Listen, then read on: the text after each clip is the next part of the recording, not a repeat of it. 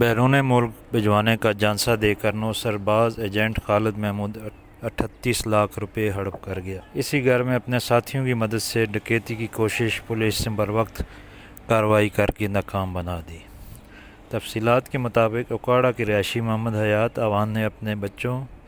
کاشف حیات اوان اور مقبول حسین اوان کو اٹلی بھجوانے کے لیے موزہ پیر علی نزد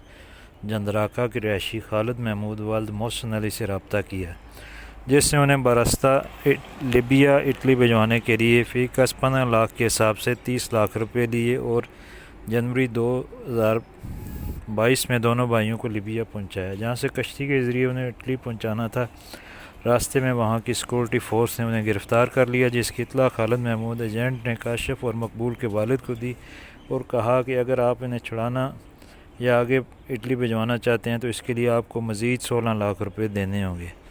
سادہ لو محمد حیات اوان نے کہا یہ رقم بہت زیادہ ہے، کچھ کم کرو،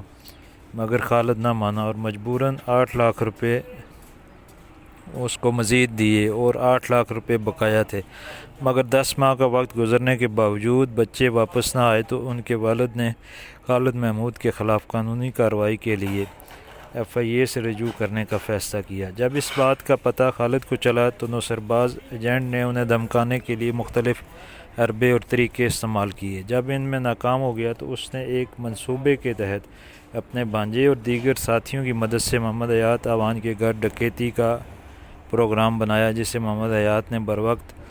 15 پولیس اور اپنے خاندان کو اطلاع کر کے ناکام بنا دیا۔ پولیس نے موقع پر پہنچ کر تینوں ملزمان کو رنگے ہاتھوں گرفتار کر لیا۔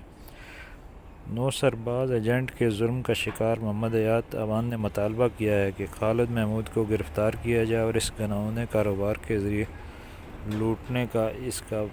مکروہ دھندا ختم کرایا جائے تاکہ آئندہ کوئی اس کے ظلم کا شکار نہ بنے اور میری رقم اس سے واپس اور بچوں کو بازیاب کرایا جائے۔